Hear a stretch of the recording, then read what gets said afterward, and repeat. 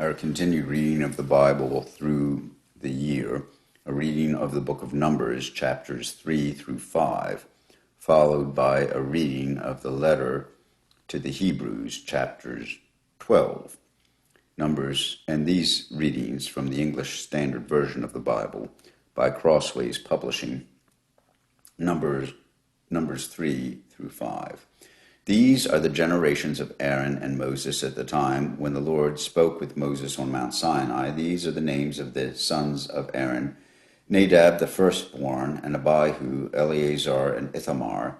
These are the names of the sons of Aaron, the anointed priests, whom he ordained to serve as priests. But Nadab and Abihu died before the Lord when they offered unauthorized fire before the Lord in the wilderness of Sinai, and they had no children. So Eleazar and Ithamar served as priests in the lifetime of Aaron their father. And the Lord spoke to Moses, saying, Bring the tribe of Levi near, and set them before Aaron the priest, that they may minister to him. They shall keep guard over him, and over the whole congregation before the tent of meeting, as they minister at the tabernacle. They shall guard all the furnishings of the tent of meeting, and shall keep guard over the people of Israel, as they minister at the tabernacle. And you shall give the Levites to Aaron and his sons. They are wholly given to him from among the people of Israel. And you shall appoint Aaron and his sons, and they shall guard their priesthood. But if any outsider comes near, he shall be put to death. And the Lord spoke to Moses, saying, Behold, I have taken the Levites from among the people of Israel, instead of every firstborn who opens the womb among the people of Israel. The Levites shall be mine, for all the firstborn are mine. On the day that I struck down all the firstborn in the land of Egypt, I consecrated for my own all the firstborn in Israel, both of man and of beast. They shall be mine. I am the Lord. And the Lord spoke to Moses in the wilderness of Sinai, saying, List the sons of Levi by fathers' houses and by clans, every male, from a month old and upward you shall list. So Moses listed them according to the word of the Lord, as he was commanded. And these are the sons of Levi by their names: Gershon and Kohath and Merari. And these are the names of the sons of Gershon by their clans: Libni and Shimei. And the sons of Kohath by their clans: Amram, Izhar, Hebron, and Uziel. And the sons of Merari by their clans: Mahli and Mushi. These are the clans of the Levites by their fathers' houses. To Gershon belong the clan of the Libnites and the clan of the Shimeites. These are the clans of the Gershonites. Their listing, according to the number of all the males from a month old and upward, was 7,500. The clans of the Gershonites were to camp behind the tabernacle on the west, with Eliasaph, the son of Lael, as chief of their father's house of the Gershonites. And the guard duty of the sons of Gershon in the tent of meeting involved the tabernacle, the tent with its covering, the screen, and the entrance of the tent of meeting, the hangings of the court, the screen for the door of the court that is around the tabernacle, and the altar and its cords, all the service connected with these. To Kohath belonged the clan of the Amramites, and the clan of the Izharites, and the clan of the Hebronites, and the clan of the Uzielites. These are the clans of the Kohathites, according to the number of all the males from a month old and upward. There were 8,600 keeping guard over the sanctuary. The clans of the sons of Kohath were to camp on the south side of the tabernacle, with Eliphan, the son of Uziel, as chief of the father's house of the clans of the Kohathites. And their guard duty involved the ark, the table, the lampstand, the altars, the vessels of the sanctuary with which the priests minister, and the screen, all the service connected with these. And Eleazar, the son of Aaron, the priest, was to be chief over the chiefs of the Levites, and to have oversight of those who kept guard over the sanctuary. To Merari belonged the clan of the Mahlites and the clan of the Mushites. These are the clans of Merari. Their listing, according to the number of all the males from a month old and upward, was 6,200. And the chief of the father's house of the clans of Merari were Zuriel, the son of Abihail. They were to camp on the north side of the tabernacle, and The appointed guard duty of the sons of Merari involved the frames of the tabernacle, the bars, the pillars, the bases, and all their accessories, all the service connected with these. Also the pillars around the court with their bases and pegs and cords. Those who were to camp before the tabernacle on the east, before the tent of meeting, toward the sunrise, were Moses and Aaron and his sons, guarding the sanctuary itself to protect the people of Israel, and any outsider who came near was to be put to death. All those listed among the Levites whom Moses and Aaron listed at the commandment of the Lord by clans, all the males from a month old and upward, were 22,000. And the Lord said to Moses, List all the firstborn males of the people of Israel, from a month old and upward, taking the number of their names. And you shall take the Levites for me, I am the Lord, instead of all the firstborn among the people of Israel, and the cattle of the Levites, instead of all the firstborn from among the cattle of the people. So Moses listed all the firstborn among the people of Israel, as the Lord commanded him. And all the firstborn males, according to the number of names, from a month old and upward, listed were 22,273. And the Lord spoke to Moses, saying, Take the Levites instead of all the firstborn from among the people, and the cattle of the Levites instead of their cattle. The Levites shall be mine, I am the Lord. And as a redemption price for the 273 of the firstborn of the people of Israel, over and above the number of the male Levites, you shall take 5 shekels per head. You shall take them according to the shekel of the sanctuary, the shekel of 20 gerahs, and give the money to Aaron and his sons as the redemption price for those who are over. So Moses took the redemption money from those who were over and above those redeemed by the Levites.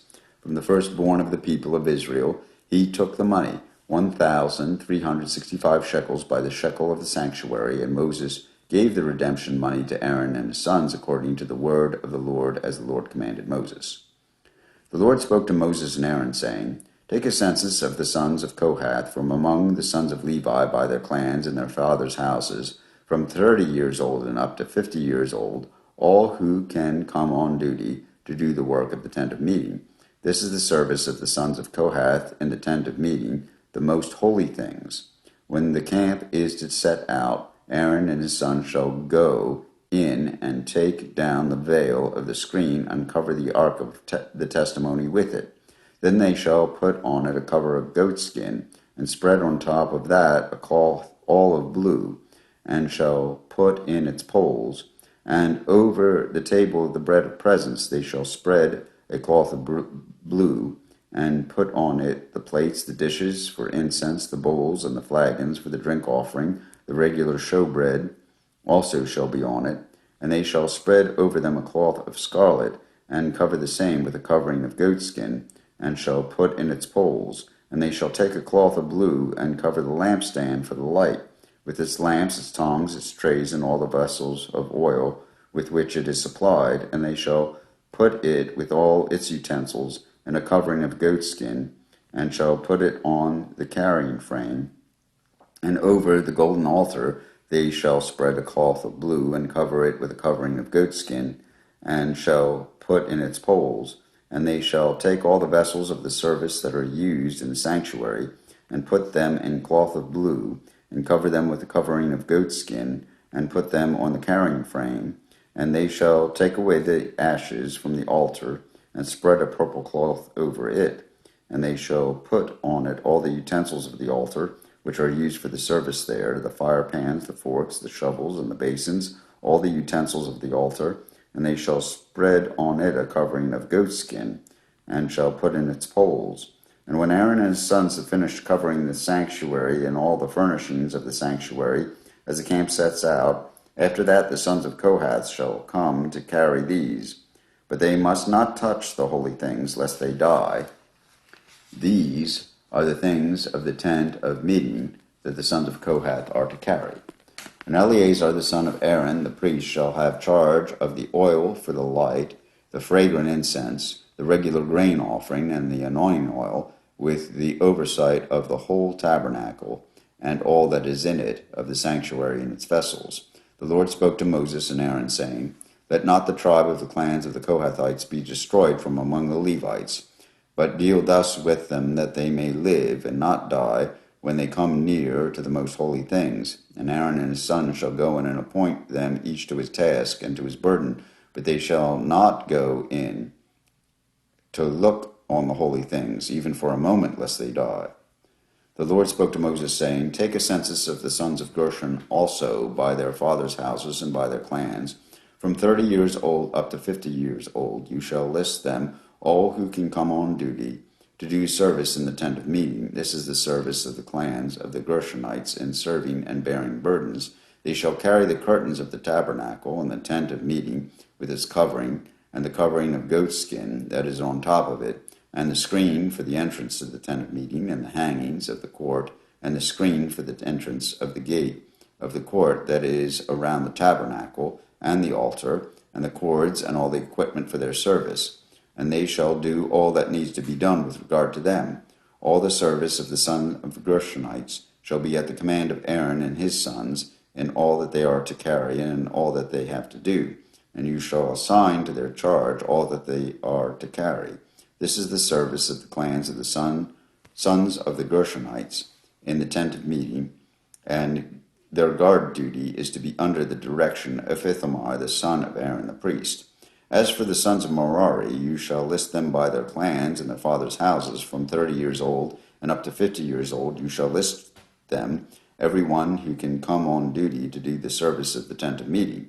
And this is what they are charged to carry as the whole of their service in the tent of meeting: the frames of the tabernacle with its bars, pillars, and bases, the pillars around the court with their bases, pegs, and cords, with all the equipment and all their accessories, and you shall list by name the objects that they are required to carry. This is the service of the clans of the sons of Merari, the whole of their service in the tent of meeting, under the direction of Ithamar the son of Aaron the priest. And Moses and Aaron and the chiefs of the congregation listed the sons of the Kohathites by the clans of their fathers' houses, from 30 years old up to 50 years old, every one who could come on duty for service in the tent of meeting. And those listed by clans were 2,750. This was the list of the clans of the Kohathites, all who served in the tent of meeting, whom Moses and Aaron listed according to the commandment of the Lord by Moses. Those listed of the sons of Gershon by their clans and their fathers' houses, from 30 years old and up to 50 years old, every one who could come on duty for service in the tent of meeting, those listed by their clans and their fathers' houses were 2,630. This was the list of the clans of the sons of Gershon, all who served in the tent of meeting, whom Moses and Aaron listed according to the commandment of the Lord. Those listed of the clans of the sons of Merari by their clans and their fathers' houses, from 30 years old up to 50 years old, everyone who could come on duty for service in the tent of meeting, those listed by clans were 3,200. This was the list of the clans of the sons of Merari, whom Moses and Aaron listed according to the commandment of the Lord by Moses. All those who were listed of the Levites, whom Moses and Aaron and the chiefs of Israel listed by their clans and by their fathers' houses, from 30 years old up to 50 years old, everyone who could come to do the service of the ministry and the service of bearing burdens in the tent of meeting, those listed were 8,580. According to the commandment of the Lord, through Moses they were listed, each one with his task, serving or carrying. Thus they were listed by him as the Lord commanded Moses. The Lord spoke to Moses, saying, Command the people of Israel that they put out of the camp everyone who is leprous or who has a discharge, and everyone who is unclean through contact with the dead. You shall put both male and female, putting them outside the camp, that they may not defile their camp, in the midst of which I dwell. And the people of Israel did so, and put them outside the camp, as the Lord said to Moses. So the people of Israel did. And the Lord spoke to Moses, saying, Speak to the people of Israel, when a man or woman commits any of the sins that the people commit by breaking faith with the Lord, and that person realizes his guilt, he shall confess his sin that he has committed, and he shall make full restitution for his wrong, adding a fifth to it, and giving it to him to whom he did the wrong. But if the man has no next of kin to whom restitution may be made for the wrong, the restitution for wrong shall go to the Lord for the priest, in addition to the ram of atonement with which the atonement is made for him. And every contribution, all the holy donations of the people of Israel, which they bring to the priest, shall be his. Each one shall keep his holy donations whatever anyone gives to the priest shall be his. And the Lord spoke to Moses, saying, Speak to the people of Israel, if any man's wife goes astray and breaks faith with him, if a man lies with her sexually, and it is hidden from the eyes of her husband, and she is undetected though she has defiled herself, and there is no witness against her, since she was not taken in the act, and if the spirit of jealousy comes over him, and he is jealous of his wife, who has defiled herself, or if the spirit of jealousy comes over him, and he is jealous of his wife, though she has not defiled herself, then the man shall bring his wife to the priest, and bring the offering required of her, 1/10 of an ephah of barley flour. He shall pour no oil on it, and put no frankincense on it, for it is a grain offering of jealousy, a grain offering of remembrance, bringing iniquity to remembrance. And the priest shall bring her near, and set her before the Lord, and the priest shall take holy water in an earthenware vessel, and take some of the dust that is on the floor of the tabernacle, and put it into the water. And the priest shall set the woman before the Lord, and unbind the hair of the woman's head, and place in her hands the grain offering of a remembrance, which is the grain offering of jealousy. And in his hand the priest shall have the water of bitterness that brings the curse. Then the priest shall make her take an oath, saying, If no man has lain with you, and if you have not turned aside to uncleanness while you were under your husband's authority, be free from this water of bitterness that brings the curse. But if you have gone astray, though you are under your husband's authority, and if you have defiled yourself, and some man other than your husband has lain with you, then let the priest make the woman take the oath of the curse, and say to the woman, The Lord make you a curse, and an oath among your people, when the Lord makes your thigh fall away, and your body swell. May this water that brings the curse pass into your bowels, and make your womb swell, and your thigh fall away. And the woman shall say, Amen, Amen. Then the priest shall write these curses in a book, and wash them off into the water of bitterness.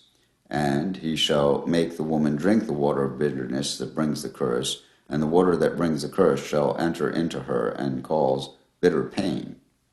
And the priest shall take the grain offering of jealousy out of the woman's hand, and shall wave the grain offering before the Lord, and bring it to the altar. And the priest shall take a handful of the grain offering as a memorial portion, and burn it on the altar, and afterward shall make the woman drink the water. And when he has made her drink the water, then, if she has defiled herself and has broken faith with her husband, the water that brings the curse shall enter into her, and cause her bitter pain, and her womb shall swell, and her thigh shall fall away, and the woman shall become a curse among her people. But if the woman has not defiled herself and is clean, then she shall be free, and shall conceive children. This is the law in cases of jealousy, when a wife, though under her husband's authority, goes astray and defiles herself, or when the spirit of jealousy comes over a man, and he is jealous of his wife, then he shall set the woman before the Lord, and the priest shall carry out for her all this law. The man shall be free from iniquity, but the woman shall bear her iniquity. Here ends the reading of Numbers 3 to 5, a reading of the letter to the Hebrews, chapter 12. Therefore, since we are surrounded by so great a cloud of witnesses, let us also lay aside every weight and sin which clings so closely, and let us run with endurance the race that is set before us, looking to Jesus, the founder and perfecter of our faith, who for the joy that was set before him endured the cross, despising the shame, and is seated at the right hand of the throne of God. Consider him who endured from sinners such hostility against himself, so that you may not grow weary or faint-hearted. In your struggle against sin, you have not yet resisted to the point of shedding your blood. And have you forgotten the exhortation that addresses you as sons? My son, do not regard lightly the discipline of the Lord, not be weary when reproved by him. For the Lord disciplines the one he loves, and chastises every son whom he receives. It is for discipline that you have to endure. God is treating you as sons. For what son is there whom his father does not discipline?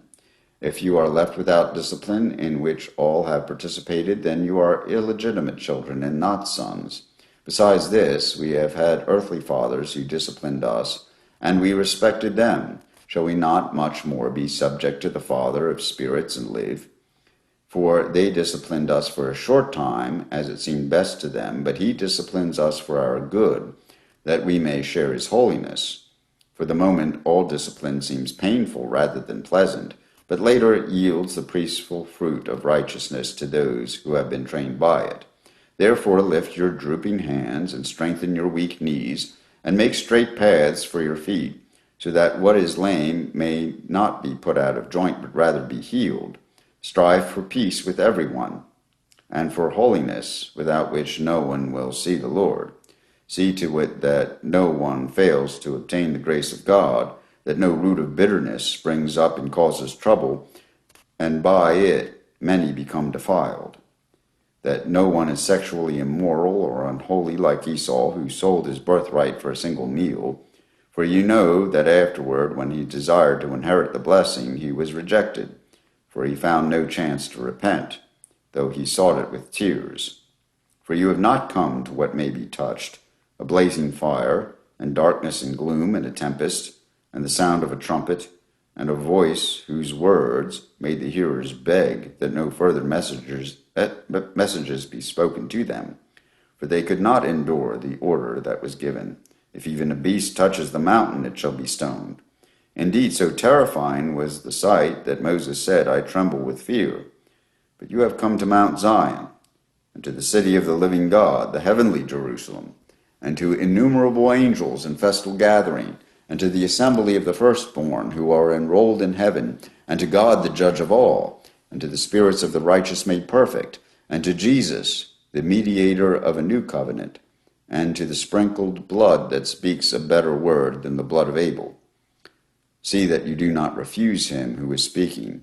For if they did not escape when they refused him who warned them on earth, much less will we escape if we reject him who warns from heaven. At that time his voice shook the earth, but now he has promised, yet once more I will shake not only the earth, but also the heavens. This phrase, yet once more, indicates the removal of things that are shaken, that is, things that have been made, in order that the things that cannot be shaken may remain. Therefore let us be grateful for receiving a kingdom that cannot be shaken, and thus let us offer to God acceptable worship with reverence and awe, for our God is a consuming fire. Here ends the reading of chapter 12 of Hebrews, and these readings from Numbers and Hebrews from the English Standard Version of the Bible by Crossways Publishing.